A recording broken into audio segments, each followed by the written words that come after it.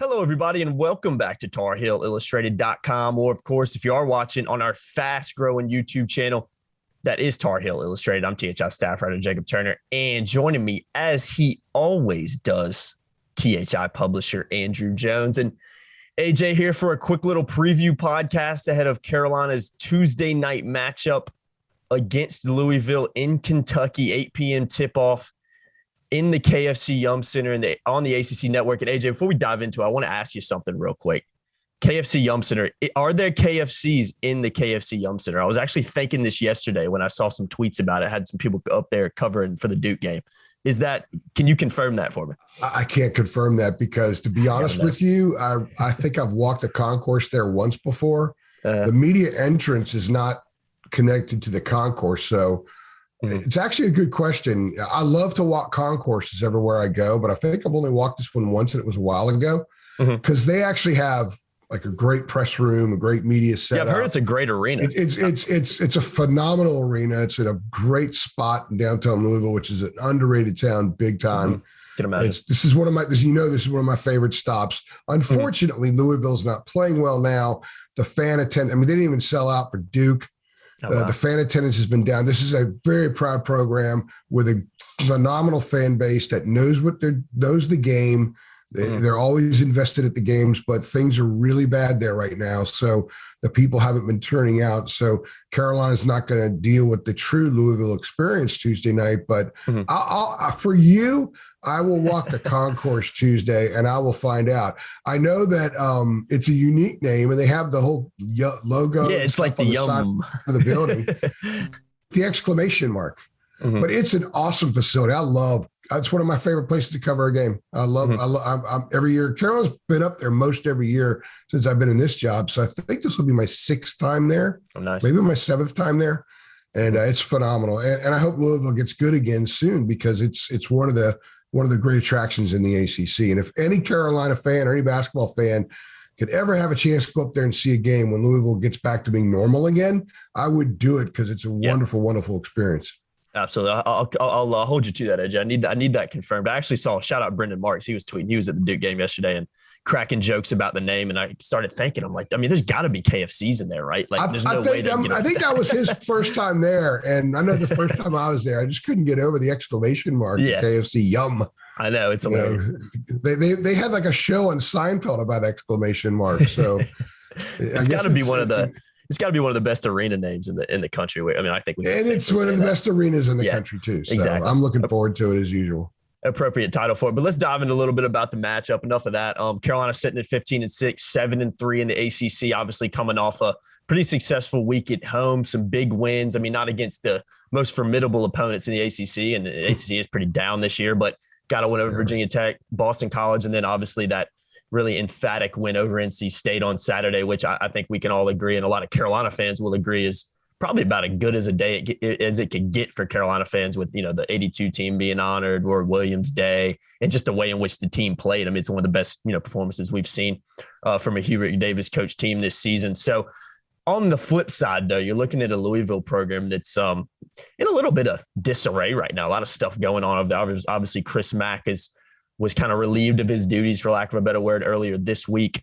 Interim coach Mike Pegues has stepped in for him, obviously coached a few games early on in the year during Chris Mack's suspension and whatnot. Pegues is one of the assistants for that team as well. But, Louisville is sitting at 11-10, 5-6 in ACC play. This is usually a program that's one of the top teams in the ACC. A lot of people, you've seen the discussions at some of the coaching searches going on. It's one of the kind of most sought after jobs in college basketball. And when you tie in the facilities, like you're mentioning, the location, everything like that, and just the Louisville across the chest, it'll be interesting to see who does step in for them next season when they do make a hire. But focusing on this Louisville team right now, it's a team that's struggling. You look at their stats offensively.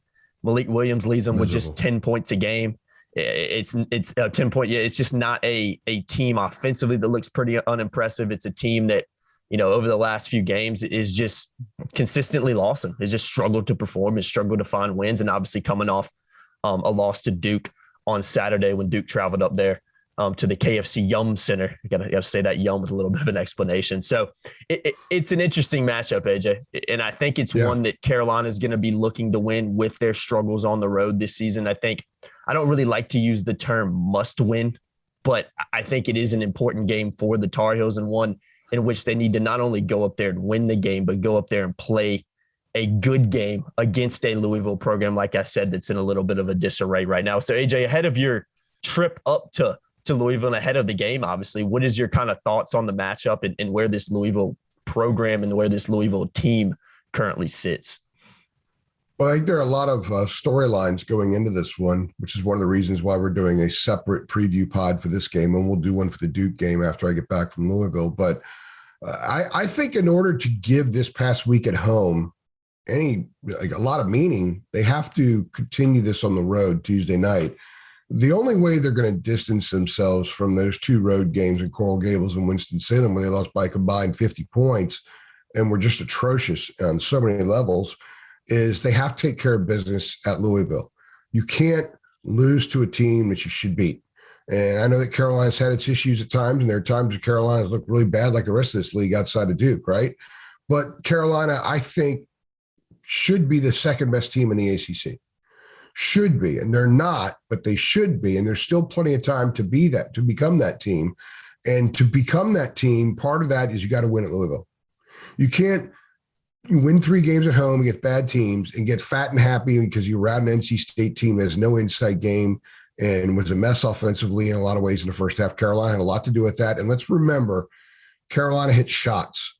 David Sisk's film review is phenomenal because he outlined how a lot of the shots Carolina has missed in losses, a lot of the bad shots. And Jacob, you were sitting next to me Saturday at the Smith Center. Yep. And there were several times where RJ and Caleb would take a shot. I'm like, that's a terrible shot. It goes in, everybody cheers, and everything looks good. As Roy says, everything looks better when the ball goes to the basket, but they were bad shots. They're shots that they're not usually going to go in. They were 15 for 27 from 3. That's not going to happen again this year. That was their one game where something like that happened. So they're going to have to play well and show that they could play the whole game of basketball to be able to come away with a win at Louisville, because this Carolina team does not have a lot of room for error for multiple reasons, because A, they're not athletic, B, they're not deep, C, outside of Armando, they don't really have an inside game. Brady is okay inside when Armando's on the court, but when he's alone on the court, they don't exactly run stuff through the post a whole lot. So, and that's all you got. So they have to play very, very well on all aspects of the game, and they'll have to do that against Louisville. Louisville is a team that in the preseason I thought would be top 3 in the ACC, maybe top 4.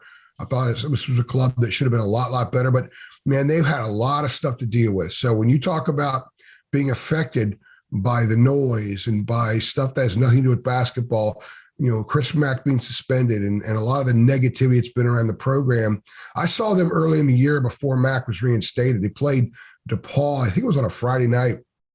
And I try to watch all the ACC teams as much as I can in November to get a feel for them, right? And Louisville takes the court. I thought, okay, you know, there's some parts here. There's a lot of good parts, and it's a club that should be okay. And DePaul goes on like a 15-2 run, took the lead in the Yum Center, and never let up. And I thought, man, there's just no fight here. They lack that. And so they've now lost 6 out of 7 in the league. They lost at Pitt. Pitt's atrocious. They lost at home to NC State. I don't think NC State's not a good team this year. They have issues. Certainly when on the road, you should never lose at home to NC State in the ACC this year. So they were, there was a while where Louisville actually was showing that it can be a pretty good club. And they beat Mississippi State, Maryland outside the league. They beat Wake Forest earlier in January. Yeah. In fact, they started out 4-0 in league play. And you're thinking, man, Chris Mack is starting to get everything together. They wobbled around for a while because that stretch, by the way, where they beat Mississippi State and Maryland, it was followed by a loss at Western Kentucky. So I think right now what you're seeing is a club that is ripe for the picking, and I think this is a good time for Carolina to go up there because Louisville just invested whatever those kids could muster together with emotion and everything for the Duke game. And here comes Carolina a few days later. And by the way, sidebar, the ACC should never, ever have a team play Carolina and Duke in back-to-back games. It's ridiculous and it's not right, especially at home like that. Now, if Louisville was a typical Louisville team, this would be one of the great regular season weeks you could imagine, but they're not. And you're asking a team to have to get up in the way teams get up for Duke and then have to regenerate in a couple of days and get up for Carolina. I don't think Carolina raises the meter as much right now as Duke does, but usually it does. I mean, I've covered both those teams on the road a lot, and it's very similar with what you get when they go on the road over the course of time. So I think Carolina actually is getting Louisville a pretty good time because it's going to be really difficult for those kids to get back up and be sky high to play UNC. So there are a lot of things going in Carolina's favor in this game, but in a way there aren't, because when this club leaves Chapel Hill, at least here recently, they're a different team. So we'll see what they're able to take from this week in Chapel Hill, load up on the plane, and land in Louisville with. That will be a part of Tuesday night's game. That's going to be a big, big question. Yeah, it will be. And that's the last thing I want to talk about. We're not going to go too long in this one just because we are focusing on one game. We'll obviously do we'll do another podcast later this week ahead of the Duke game on Saturday too. But the last thing I want to talk about real quick, you're looking at Carolina, and you kind of alluded to it there. Carolina struggled on the road. Make no mistakes about it. They've struggled in neutral site venues. And not only have they struggled on the road, they've struggled anytime they've been put up against a good team. And really, unfortunately for the Tar Heels right now, the only really good teams and solid ranked programs that they have played so far this season have been away from Chapel Hill. Do you think, looking at how last week went with the wins over Virginia Tech, Boston College, and NC State, going back to the week before when Carolina just gets, like you said, blown out at Miami and at Wake Forest in back-to-back games. They also lost earlier in the year at Notre Dame. And they obviously had those losses to Kentucky, Purdue, and Tennessee, which were all on neutral site venues. So Carolina currently only won 3 away games this year that you consider true away games, but they have lost some more than that, obviously, with some of those being considered neutral site games that don't necessarily go down as away ones. So do you think there's kind of I'm trying to think of the right word to describe, maybe a false sense of confidence based on what, maybe from Carolina fans, maybe from the team, based on what they were able to do at home because of how they've struggled on the road? Because it's not like Carolina's gone on the road to Miami and Wake Forest the week before. Yeah, it may be lost by 2 points. No, they were not in those games. They were games that were over before halftime. What do you think? What is kind of the vibe or kind of how do you look at that when you look at how good they were at home this week? And I know they did struggle in some of those wins. It wasn't like they obliterated everybody. They did struggle a little bit at times against Boston College and Virginia Tech. NC State was kind of the outlier in which they just played probably as good as they could, and State probably played, one of their worst games of the year as well. But what do you kind of make of that because of Carolina's struggles on the road? No. If there's a false sense of security in that locker room, then shame on them. Mm-hmm. I will guarantee you right now, there's no false sense of security with Hubert Davis. Oh, yeah, he's not saying it. No. And they were so bad in Coral Gables and so bad in Winston-Salem. I think that has to linger for a while. Even if they win at Louisville and beat Duke, that still has to linger because that's on your resume. That for a week, that's who you were. And that could return at any time. You know how college basketball is. College basketball is like this with most teams. Only a handful of teams. The really, really bad ones don't do that. And the absolute lock title contender type teams don't do that. Yeah. You're not going to see Gonzaga do that. You're not going to see Purdue do that. Baylor had a bad week a couple of weeks ago, and they're a pretty good team. Some people think they're better than last year's team that won it. So most teams are going to do that, and you should never forget who you were when you have that bad week, because that could flare up again. It's not like Carolina's rolling out, not like a bunch of dudes on this roster are going to have their banners in their jerseys in the rafters. Okay. No. None of them have done that yet. I know Armando's posting good stuff, but he's not approached that just yet. So they need to forget what happened this past week other than feeling good and saying, okay, the examples that Hubert has, remember I said in the 3 things video, you got behind curtain number 1, here's what you're supposed to do. So you guys know you can do it. It looks pretty good, right? It's a lot of fun. And then here's behind curtain number 2 is what you're not supposed to do this. And it's not a lot of fun. You guys know that experience real well also. These guys know enough about what it feels like and tastes like and smells like to really stink on the basketball court. So they should know, they should recognize it when it's approaching, and they should be developing the ability to nip it and kind of steer the course into a different direction. That's why Tuesday night's such a great test. Because if they are fat and happy over this last week, they don't have great perspective because Virginia Tech stinks, Boston College stinks, and NC State stinks. Those are nice ways that they won. And I think they got a lot out of it. but only as much as they take with them to Louisville. That's why this game's so big. I'm telling you, if Louisville plays well, Louisville can beat this team. You know, Louisville's good. Even with all that's going on, Louisville's still very good defensively. Louisville makes you work. I think there are only a few teams that in the Ken Palm rankings, he ranks like length of possession, right? And Louisville makes teams work to get shots. I think they're like 343rd. Teams are in time of possession to try to get to score during their possession. So they make you run your stuff. Patience is really important against this team. And even Saturday, Carolina didn't show a lot of great patience at times. They hit bad shots. They hit shots, yeah. They hit a lot of really good shots. They do a lot of really good things. But you know, that Caleb, once he crosses the midcourt line, has made up his mind he's going to shoot one way or the other possession. That stuff is still there. You know, RJ kind of putting his head down and hammering the ball on the floor and getting off a shot. That stuff is still there. So that's the kind of thing that'll kill you at the KFC Yum ! Center. So the Tar Heels need to take a clean, inspired game to Louisville. If they do that, I think they'll win because they're a better team. They feel a lot better about themselves. Even with a first-year coach, they're a lot more cohesive with what they're doing. Louisville is a fractured mess right now. And I do think, as I said a few minutes ago, Jacob, the fact that Louisville has to bounce back after hosting Duke and regenerate in a situation that they're in right now. It's not like you have an established head coach and you have a full culture of your program that swirls every time you walk into the basketball building. None of that's going on right now. I mean, they don't know who their head coach is going to be. Louisville doesn't know. They all thought it was going to be Bruce Pearl, and Auburn very wisely locked them up. So now people are like, okay, well, who are they going to get? Those kids don't know. Someone might be thinking about what are they going to do next year. So they had their shot Saturday. Now they got to regenerate. I think that's a very, very important thing because I think psyche is huge in college sports, especially college basketball. So, and it is for the Tar Heels. They have to go on the road and try to connect with the mindset they had yesterday, the Saturday, the groove that they were in, and then the mental toughness, the fortitude that they used to beat Virginia Tech and BC. Not very good teams, but they still had to show that stuff. They need to package it and take it with them. Because I'm telling you right now, if they don't, they can lose this game. There's still Louisville. There's still pride there. There's still talent there, yeah. There's still talent. Malik Williams is a problem. 6'11", okay, 10 points a game. But what if he gets Armando in foul trouble? He's averaging 9 rebounds a game. He blocks shots. He's a guy that's going to be on an NBA roster someday. All right. No, remember Noah Locke? Remember back in the spring when Carolina fans would think, man, Noah Locke's out there.